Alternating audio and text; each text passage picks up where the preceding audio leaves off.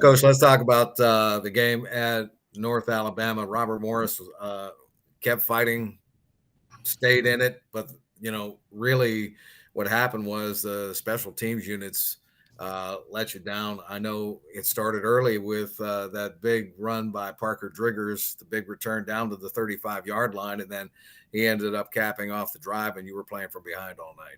Yeah, that's the biggest issue. We started out slow, and my whole talk was, hey, we got to start out fast. Let's start out fast. And then we give up that big run on kickoff return for them, and they return it to our plus 40. And you can't play arena football in this league. So that's what it felt like we were playing a lot of times. The special teams got out there. So Nick and I, Alamalo, our special teams coach, we sat down and we readjusted some things on special teams. It's not so much the scheme as it is the guys thinking too much. And we sat down and talked to them. So we're trying to put in something where they're not thinking, especially on kickoff. Let's just go get the ball, make the tackle, and make some things happen. So we got some different guys out there, did some things a little bit different. So hopefully we'll pick that up this week. I know it was a little bit of a different scenario there that you were on the road, A, and B, it was a 6 o'clock game. I'm not sure if you prefer playing night games on the road, but obviously there was a lot of waiting for the game to start.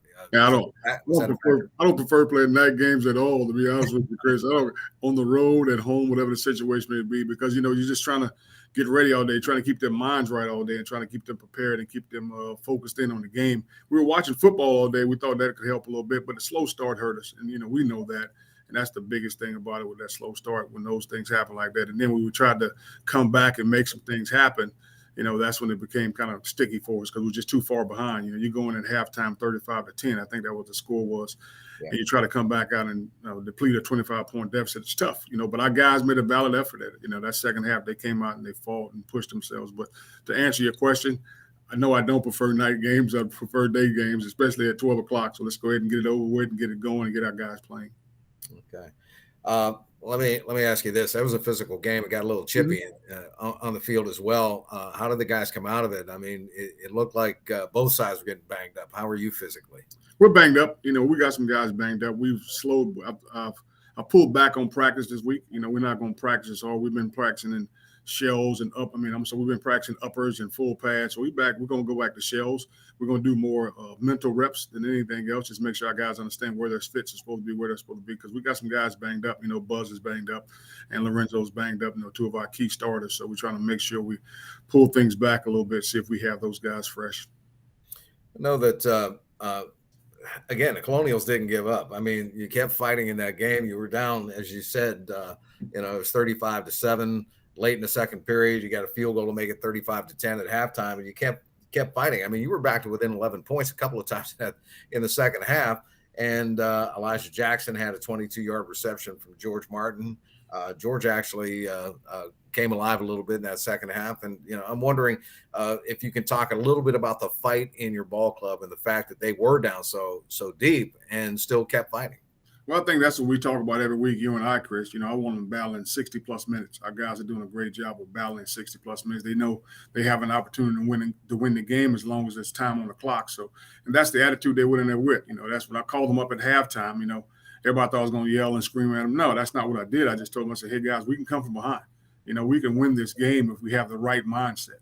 And I talked about this to someone else, mental toughness. And a guy gave me the best definition of mental toughness there is. And mental toughness is the ability to focus on the next most important thing. And that's what I was telling our guys. Forget about what happened. Forget about if you dropped a pass, you missed a tackle. Let's focus on the next most important thing. And the next most important thing right now is this second half. Let's go in here and make the adjustments as a staff. Let's get things working as a football team. And we can win this football game as long as we focus on the next most important thing. So that's what we're trying to get our guys to do, to understand that forget about what happened and let's focus on the next most important thing.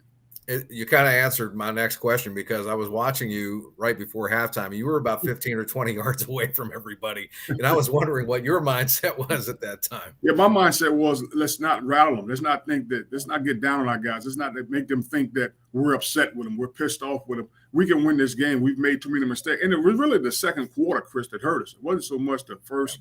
Yeah. The second quarter that hurt us. We gave up 7 points in the second half. So it's a situation where the second quarter really hurt. I don't know. We just kind of self-destructed, made some things. If you look at the long 99-yard run, it should have been tackled in the end zone. I mean, that could have been a safety. Yeah, it should have been. I mean, Subi does a great job. He gets penetration. What happens is one of our guys, he peeks his head inside, And once he peeks his head inside, we hit outside, we take a bad angle by our safety, and next thing you know is kiss the baby. So it's one of those situations where we should have did what we needed to do to make the play, but it didn't happen. And they made the big plays. We knew they were a good team. It wasn't like we went in there thinking, oh, these guys are 0-6, they're not good. There are no cupcakes in the Big South. That's what I keep telling our guys. There are no chance to go out there, oh, we got a chance to. No, every team is going to be good. I don't care if North Alabama was 0-6. They had athletes and they had the players to make things happen. They did a good job of capitalizing on what we did wrong. I'm gonna sneak one more question in before Smoke. I know Smoke's loaded, so he wants to. I'm just waiting. You good? But I just want you to comment on some of the backups that you had in toward the end of the game. In particular, Anthony Chickett. I think a lot of people know his story. He's a cancer survivor. Went through hell when he was in high school with it and beat it, and continues to beat it. And we're proud of what he does. But the thing is, he got a chance to get in there and get some game action this week, and actually threw a touchdown pass at the tail end of the game. The great thing about Anthony is everything you just said. Nothing scares him. Nothing bothers him. When you go through cancer and you're about to die, who cares about a football game? And that's the attitude he went out there with. He was like, this is easy. I've been doing this all my life. Fighting cancer wasn't something I did all my life, but I've been playing football since I was 8, 9, 10 years old. And it's the same game. The game hasn't changed. And that's how he went out there and played. He went out there, he moved the ball down the field. He did a great job. He ran it when he needed to run it. And he also threw when he needed to throw the ball. He did an outstanding job for us. And the guys that were in there also did. Chris Charles did a great job catching that touchdown, getting underneath it. We thought it was a touchdown to Jack before that, but they never ran it back, and I didn't know what happened. But he did a real good job. And the guys that were in there, we had some backup offensive linemen because some of our guys were a little nicked up. We had Ryan Imes, who's a true freshman. Ryan did a great job. We had Hayden playing tackle because Trevor Hicks couldn't go, so we had Hayden Barron playing tackle. So we moved some guys around. We had Diego in there. Diego finally got a shot to play. So the guys that went in there, we feel confident in those guys, and it looked good to see Chickett do what he did. Okay. Ray? Actually, that was one of my questions to Chris. But no, just give me some of the keys to the games, Coach. What are you looking to rebound this weekend? You're still, looking for that, I guess, that 100% of both sides of the ball, everybody coming together. So what are your keys this week? What are you looking to prepare to try to get the boys all on the same page and everybody come in unison to get that full quality 360-degree win? Well, the biggest thing, to be honest with you, Smoke, it's our special teams. One of our coaches was telling me he did an internship at the Dolphins one year, and Bill Parcells was there talking, and Bill Parcells said, if you want to see how our team is playing, just look at the special teams. And if you look right now, the reason we're struggling because our special teams isn't doing what they need to do. And special teams revolves around offense and defense. So we got to make sure our guys are tackling. We got to make sure special teams isn't hurting us. We're not worried about special teams winning a game for us, but we're making sure special teams are not hurting us. So that's the thing that Coach Alamalo and I have done. We put together a special team so it doesn't hurt us anymore. Now, once we get special teams, again, like I said, that's the bottom of that triangle. I think our offense and our defense will pick up because field position becomes extremely important. And we're not winning the field position game right now because of special teams. So we got to make sure we stay on top of that. So we're bringing both sides together through special teams and helping them understand that, hey, we can do this if we continue to push ourselves in the special teams game. We got some guys that are willing to do it. We got some guys that want to do it. So we just got to make sure those guys are in position to make it happen. Those three phases of the game, and I'm not sure how many starters do you have on kickoff, punt off. Are you for the special teams coach? Is he utilizing a lot of starters on his special teams, or is it next man up, or just trying to get the best out of the team that's available to play? No, it's starters. The thing I do, Smoke, if the guy plays a lot of plays, like let's take Taven Harville for example. Mm-hmm. Taven plays pretty much the whole game.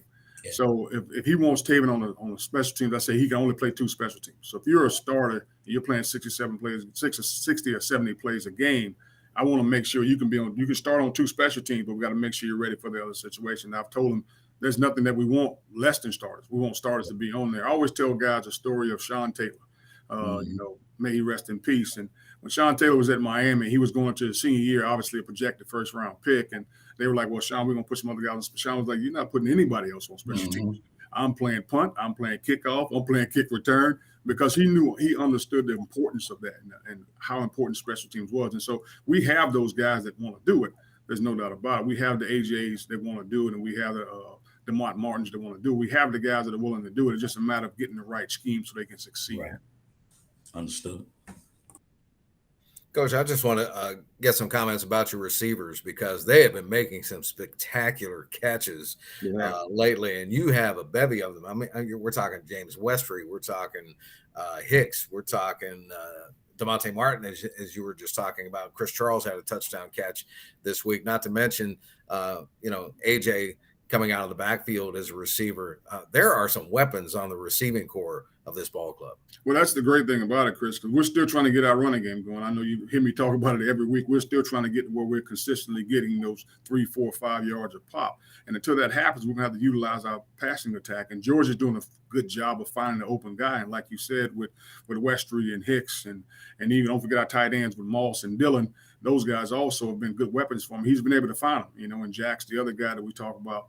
He's been able to find those guys and put them in the right positions. And, Coach LeVar has been doing a good job of putting them at the sticks or being in front of the sticks, behind the sticks, getting the yards we need until we get our running game going. So you're absolutely right. They're kind of holding us up right now. So we want to make sure those guys continue to play hard and those guys are healthy. That's the most important thing. Those guys are ready to go and they're focused on what they need to do. And like you said, AJ out of the backfield is always great because we know he can run the ball. We can get him in space.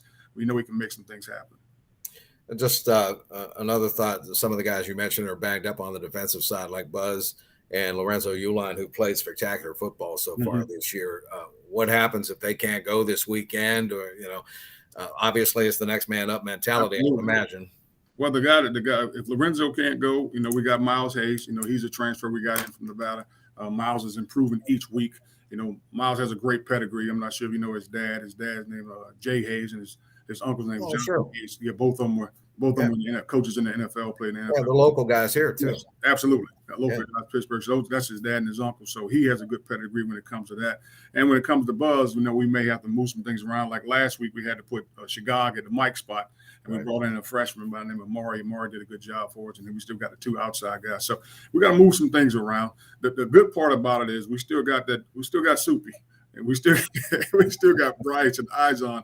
We still have those guys up front, and those guys are playing hard. And Matt Holmes and Vince Boyd and all those guys are playing hard up front. They're doing a great job for us with Rico and Fairman. Those guys are playing hard, so they're doing a real good job. So when you got those front guys, the end guys just need to bring it on to help a little bit more. But we got some guys that are doing a great job replacing those guys. I was disappointed Soupy didn't get to play soccer this week. I was disappointed too because if he couldn't, that means he blocked it. No, Soupy's an outstanding player. The thing about Soupy is like you watch him do some things, and it's like unbelievable. I remember in the Charleston Southern game, we came back, and obviously this ain't something you see during the game, Chris. We came back and we were watching film, and the guard pulls to go block Soupy, and as Soupy's coming, Soupy hits him. He hits him. And he flips him on his head, and then he goes and makes a tackle. And I'm like, I've never seen a guy do that to a pulling guard before. I mean, Soupy's just one of those guys. He's strong, he's healthy. He's doing some great things for us. He was here all summer, so he's definitely dedicated himself to being a great football player. Hey, Coach, just a little, I talked to before we got on, and I know this may be outside of football, but RMU and the SAE announced that partnership. Tell me anything that you might have had an opportunity to think about with the player and the likeness. Has that been a topic of discussion for any of your boys? How are you going to handle that as a coach within your locker room for those local celebrities that may come knocking on your door? Or they might have already. I'll be totally honest with you. I really haven't even thought about national image and likeness, and the reason I haven't because that's to me that's strictly on a young man. Mm-hmm. If he can pull it off and do some of the things he needs to do to make a living, I'm more happy. But I was watching Real Sports last night with Brian Gumbel, and they were talking about these 2 twin sisters, and they play at I forgot what college they play. They play at Fresno State, and they're basketball players. And before they even played what they're doing now, they're making more ads as twins and making more money. They're making more money right now, they say, than the AD. Wow. And they're making more money than the president. So it's like, how's that going over in the schools? Like, well, it's kind of a joke. And I think they're making more than their head coach. So it's a situation where it's going to happen. And if someone can pull it off and they can make some money, Smoke, I'm all for it. And I know we both played this game. If we had an opportunity to make some money off of our name or go sign an autograph or be on a cover or something, we're going to do it. And so I'm behind it 100%. There's no doubt about it. It's not going to interfere with what I do because that's between them and whoever they're doing the ad for. Understood. I had to ask. Absolutely. I mean, like I said, I'm excited. I want hometown to come and hook me in. I'm all for it, Smoke, to be totally honest with you. I'm really all for it. If a young man can get one of these local dealerships to, hey, I want you to sponsor this, wear this on this, and wear this. Not the crazy thing about it, they can wear it around campus. They just can't wear it on the field because we're sponsored by Under Armour. So they can't wear it on the field. They can't do stuff like that. But if they want to do an ad for a local dealership or a local grocery store, giant, I'm all for it. I'm 100% for it, a young man making money. Understood. I got disconnected a little bit, but yeah. Mm-hmm. Well, I'm all for it too.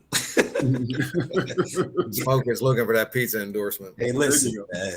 With a name like Soupy, Panera Bread can eat him up. The thing, what's so weird though is Soupy's so reserved. Right. I'm not even sure that's something he wants to do. Soupy doesn't even like the fact that he's a captain. I don't think he likes running out there. He's just so laid back and so reserved, but he's such a polite young man, and he's doing something he never did before.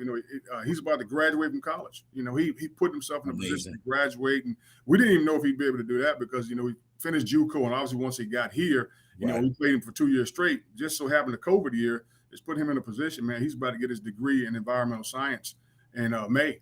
So I'm so excited about that, and he's so excited about that. That's the kind of person he is. He wants to just go back to the island and help his family more than anything else. Obviously, he can play at the next level. He wants to do that, but he's more, enamored with the fact that he can go back to the island with a degree and help his family. So that's the kind of person Soupy is. So if they came talking, I don't even know if he would talk to him. It's so weird. I'd be like, Soupy, go get this coach. I don't, because he doesn't like talking. He was like, I was going to take him to media day down in North Carolina. He was like, no, coach, no. He's like, no, can't do that. I don't want to be on TV. So that's just not what he does. So it's crazy. But you're right. With a name like Soupy, they would eat it up.